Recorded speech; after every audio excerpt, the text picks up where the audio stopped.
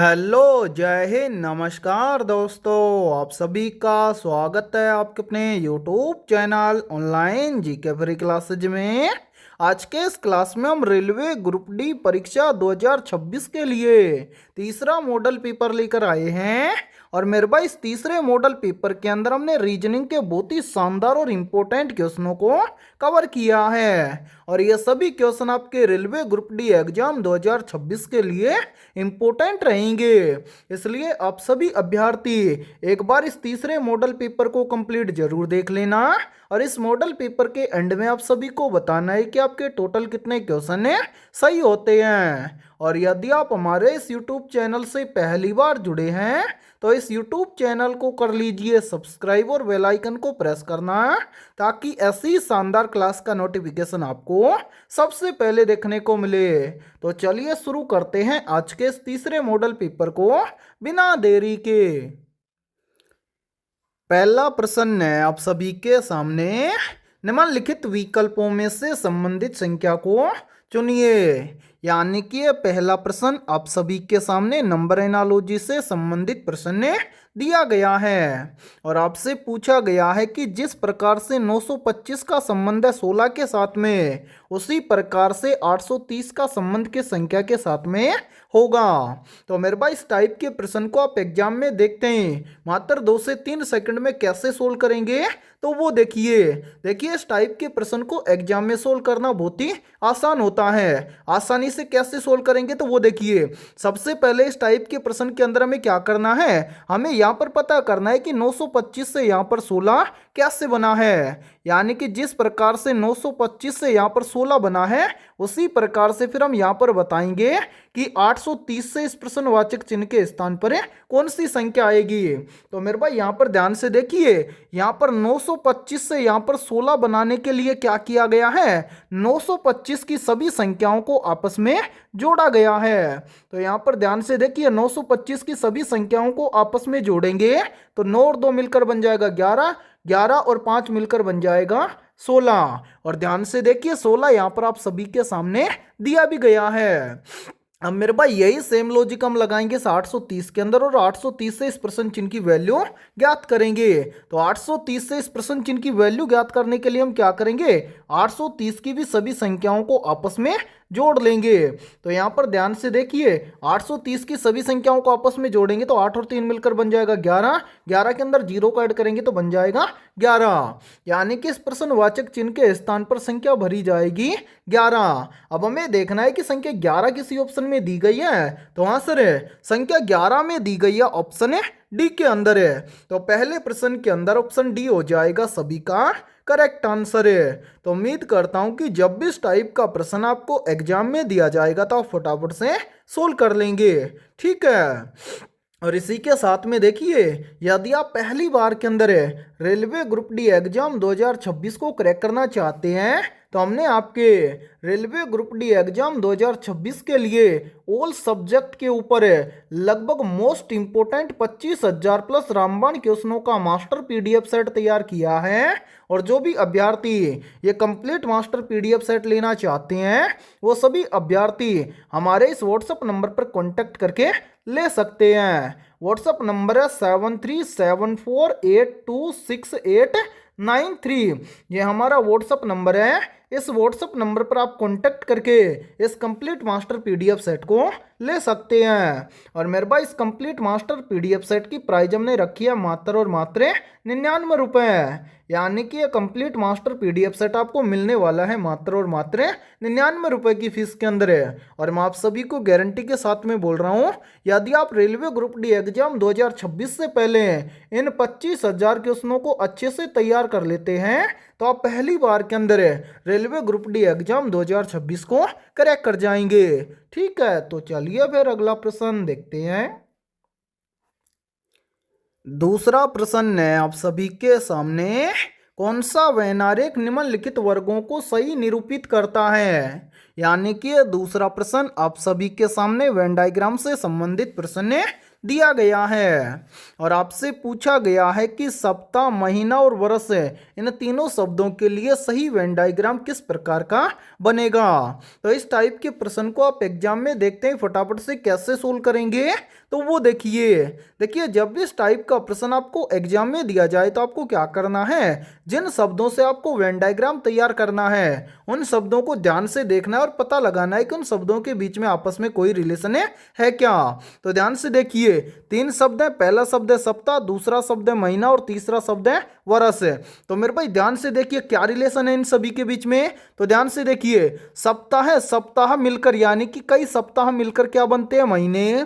फिर इसी प्रकार से क्या है, महीना के बाद में है वर्ष, तो कई महीने मिलकर क्या बनता है, वर्ष। यानी कि सबसे पहले क्या आएगा, सप्ताह, ठीक है। उसके बाद में कई सारे सप्ताह मिलकर क्या बनता है, महीना। तो महीने के अंदर आ जाएगा कौन, सप्ताह। फिर इसी प्रकार से कई महीने मिलकर क्या बनता है, वर्ष। तो वर्ष के अंदर आ जाएगा महीना। यानी कि सप्ताह, महीना और वर्ष इन तीनों शब्दों के लिए 100% सही वेन डायग्राम बनेगा इस प्रकार का। अब आपको देखना है कि इस प्रकार का वेन डायग्राम किसी ऑप्शन में दिया गया है। तो आंसर है इस प्रकार का वेन डायग्राम हमें दिया गया है ऑप्शन बी के अंदर है। तो दूसरे प्रश्न के अंदर ऑप्शन बी हो जाएगा सभी का। तो उम्मीद करता हूं कि जब भी इस टाइप का प्रश्न आपको एग्जाम में दिया जाएगा तो फटाफट से सोल्व कर लेंगे, ठीक है। और मेरे भाई याद रखना, आपके रेलवे ग्रुप डी एग्जाम की प्रत्येक शिफ्ट के अंदर इस टाइप के लगभग 2 से 3 प्रश्न पूछे जाते हैं, ठीक है। तो चलिए फिर अगला प्रश्न देखते हैं। तीसरा प्रश्न है आप सभी के सामने। राधिका अपनी कक्षा में ऊपर से 21वें स्थान पर और नीचे से 7वें स्थान पर है। कक्षा में कितने विद्यार्थी हैं। यानी कि तीसरा प्रश्न आप सभी के सामने रैंकिंग टॉपिक से संबंधित प्रश्न दिया गया है। तो मेरे भाई इस टाइप के प्रश्न को आप एग्जाम में देखते हैं फटाफट से कैसे सोल्व करेंगे। तो वो देखिए इस टाइप के प्रश्न को एग्जाम में सोल्व करना बहुत ही आसान होता है। आसानी से कैसे सोल्व करेंगे, तो वो देखिए इसके लिए एक फॉर्मूला होता है और ये फॉर्मूला आपको याद है तो इस टाइप के प्रश्न को आप एग्जाम में देखते हैं फटाफट से सोल्व कर लेंगे। फॉर्मूला होता है टी बराबर लेफ्ट प्लस राइट माइनस 1, ठीक है। अब इस फॉर्मूले को कैसे लगाएंगे, तो ध्यान से देखिए, यहां पर बोला गया है कि राधिका अपनी कक्षा में ऊपर से, यानी कि ऊपर से कितने स्थान पर है, 21वें स्थान पर है, और नीचे से कितने स्थान पर है, 7वें स्थान पर है। तो यहां पर आप लेफ्ट और राइट कैसे निकालेंगे, तो ध्यान से देखिए मेरे भाई ये तो हो जाएगा बायां तरफ है, यानी कि बाईं तरफ, और नीचे से ये हो जाएगा दाईं तरफ यानी कि दायां तरफ।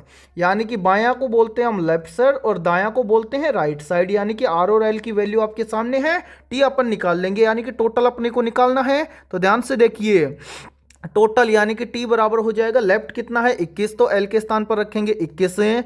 आर का मान कितना है, यहां पर देखिए आर यानी कि राइट साइड यानी कि 7 दिया गया है, -1 करेंगे। टी अपने को निकालना है, टी बराबर इसको सोल्व करेंगे तो ध्यान से देखिए 21 और 7 मिलकर बन जाएगा 28 और 28 में से 1 को निकाल देंगे तो यहां पर देखिए 28 में से 1 चला जाएगा तो यहां पर बचेगा 27। यानी कि राधिका अपनी कक्षा में ऊपर से 21वें स्थान पर और नीचे से 7वें स्थान पर है। तो कक्षा में कुल कितने विद्यार्थी हैं, 27 विद्यार्थी हैं। अब हमें देखना है कि 27 किसी ऑप्शन में दिया गया है, तो आंसर 27 हमें दिया गया है ऑप्शन ए के अंदर है। तो तीसरे प्रश्न के अंदर ऑप्शन ए हो जाएगा सभी का करेक्ट आंसर है। तो उम्मीद करता हूं कि जब भी इस टाइप का प्रश्न आपको एग्जाम में दिया जाएगा तो फटाफट से सोल्व कर लेंगे, ठीक है। और इस टाइप के प्रश्न को आप तभी सोल्व कर पाएंगे जब आपको ये वाला फॉर्मूला याद होगा तब, ठीक है। तो चलिए फिर अगला प्रश्न देखते हैं। चौथा प्रश्न है आप सभी के सामने। मान लीजिए यदि वर्ष 2018 में 4 मार्च का दिन बुधवार है तो 2019 में 7 मार्च को सप्ताह का कौन सा दिन होगा। यानी कि ये चौथा प्रश्न आप सभी के सामने कैलेंडर से संबंधित प्रश्न दिया गया है। तो इस टाइप के प्रश्न को आप एग्जाम में देखते हैं फटाफट से सोल्व कैसे करेंगे।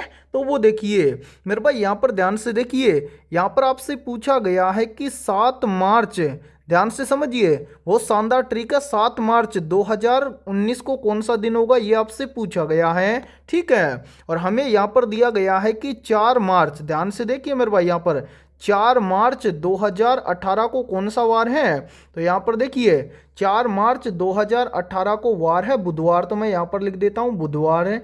ठीक है, अब आपको सिंपल सा करना क्या है, ध्यान से देखिए 7 मार्च में से 4 को निकाल देंगे, यानी कि महीना सेम है, तो यहाँ पर देखिए 7 में से 4 चला जाएगा, कितना बचेगा 3 है। उसके बाद में 2019 में से 18 चला जाएगा, तो यहाँ पर बचेगा 1 है। ठीक है, 18 से 19 यानी कि अगले साल की तरफ चल रहे हैं, तो यहाँ पर देखिए 3 और 1 मिलकर बन जाएगा कितना 4 है मेरे भाई। यदि हम बुधवार के अंदर 4 को ऐड कर देंगे तो 7 मार्च 2019 को कौन सा वार है ये हमें पता चल जाएगा। तो ध्यान से देखिए 1 2 3 4, 4 दिन अपने को ऐड करना है। बुधवार के बाद में क्या हो जाएगा बृहस्पतिवार, बृहस्पतिवार के बाद में शुक्रवार, शुक्रवार के बाद में शनिवार, शनिवार के बाद में रविवार, यानी कि 7 मार्च 2019 को वार होगा रविवार। किसी ऑप्शन में रविवार दिया गया है, तो आंसर रविवार हमें दिया गया है, ऑप्शन सी के अंदर है। तो चौथे प्रश्न के अंदर ऑप्शन सी हो जाएगा सभी का करेक्ट आंसर है। तो उम्मीद करता हूं कि जब भी इस टाइप का प्रश्न आपको एग्जाम में दिया जाएगा तो आप देखते हैं फटाफट से सोल्व कर लेंगे। ठीक है, तो चलिए फिर अगला प्रश्न देखते हैं। पांचवा प्रश्न है आप सभी के सामने। एक निश्चित कूट भाषा में LAMP को IWJL लिखा जाता है, उसी कूट भाषा में LOGS को कैसे लिखा जाएगा।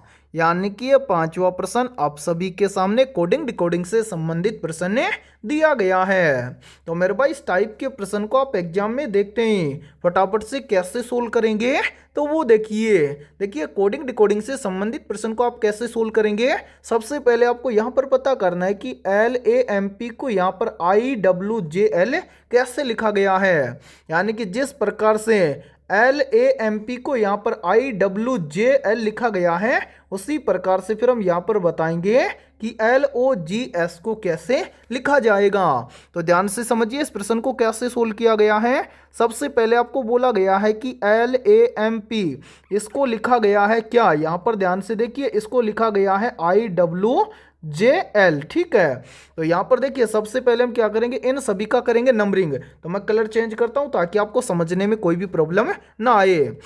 यहाँ पर देखिए सबसे पहले L आता है 12 नंबर पर, L के बाद में है A आता है 1 नंबर पर, A के बाद में क्या है M आता है 13 नंबर पर, M के बाद में P आता है 16 नंबर पर। इसी प्रकार से आगे देखिए आगे है I आता है 9 नंबर पर, आई के बाद में W आता है 23 नंबर पर, W के बाद में J आता है 10 नंबर पर, J के बाद में है L आता है 12 नंबर पर। अब यहाँ पर ध्यान से समझिए, देखिए मेरे भाई 12 से कितना बन रहा है 9, 12 से 9 बनेगा कैसे, यदि हम 12 में क्या कर दें -3 कर दें तो बन जाएगा 9। फिर देखिए 1 से कितना बन रहा है 23, तो 1 से 23 यानी कि 1 से पीछे चलेंगे। ठीक है मेरे भाई, इसके अंदर अल्फाबेट लेटर के अंदर हमें पीछे चलना है। ठीक है, तो A से पीछे चलेंगे तो 23 बन रहा है, यानी कि यहाँ पर देखिए क्या हो जाएगा -4 है। कैसे, A से पीछे कौन सा लेटर आता है Z है, तो मेरे भाई 26 नंबर पर आता है Z है। Z के बाद में आता है Y, ठीक है ये आता है 25 नंबर पर है। 1 नंबर पर आपको पता है A आता है। फिर देखिए Y से पीछे चलेंगे आता है X 24 नंबर पर है। फिर उसके बाद में क्या आता है, X से पहले क्या आता है W आता है, तो यहाँ पर लिख देता हूँ W आता है 23 नंबर पर है। तो यहाँ पर देखिए 1 2 3 यानी कि A से पीछे चलना है, तो 1 2 3 4 कितना माइनस हुआ, 4 माइनस हुआ। ठीक है, इसी प्रकार से आगे देखिए 13 से कितने चल रहे हैं 10 पर हैं, 13 से 10 पे चलेंगे तो 13 से 10 बन जाएगा, यदि 13 में से 3 को निकाल देंगे तो बन जाएगा 10 है।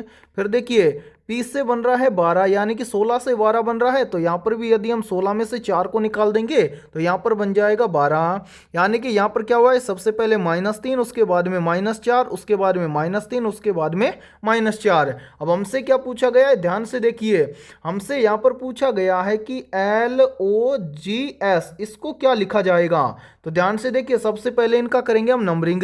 तो देखिए यहाँ पर L आता है कितने नंबर पर, 12 नंबर पर है। O आता है 16 नंबर पर है। ठीक है, सॉरी मेरे भाई O आता है कितने नंबर पर, 15 नंबर पर है। O के बाद में G आता है 7 नंबर पर है। G के बाद में S आता है 19 नंबर पर है। ठीक है, अब सबसे पहले तो हम क्या करेंगे, -3, तो 12 में से 3 चला जाएगा तो कितना बचेगा 9। 9 नंबर पर क्या आता है, आई आता है। इसी प्रकार से क्या है, आगे क्या किया गया है, -4, तो 15 में से 4 चला जाएगा, कितना बचेगा, 11। 11 नंबर पर कौन सा लेटर आता है, के। फिर क्या है, यहाँ पर देखिए -3 हुआ है, क्या है, 7। 7 में से 3 चला जाएगा, बचेगा 4।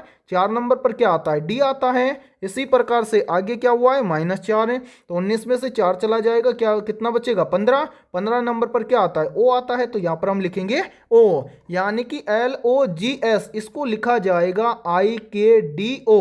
अब हमें देखना है कि ये सभी अल्फाबेट लेटर किसी ऑप्शन में दिए गए हैं, तो हाँ सर, IKDO ये सभी अल्फाबेट लेटर में दिए गए हैं, ऑप्शन डी के अंदर है। तो पांचवें प्रश्न के अंदर ऑप्शन डी हो जाएगा सभी का करेक्ट आंसर है। तो उम्मीद करता हूं कि जब भी आपको एग्जाम के अंदर कोडिंग डिकोडिंग से संबंधित प्रश्न दिया जाएगा तो आप फटाफट से सोल्व कर लेंगे। और इस टाइप के प्रश्न को आप एग्जाम में तभी सोल्व कर पाएंगे जब आपको कंप्लीट अल्फाबेट लेटर नंबरिंग के साथ में याद होंगे। तो उम्मीद करता हूं कि ये प्रश्न आपको अच्छे से क्लियर हो गया होगा। इस टाइप के प्रश्न को आप एग्जाम में देखते हैं फटाफट से सोल्व कर लेंगे। ठीक है।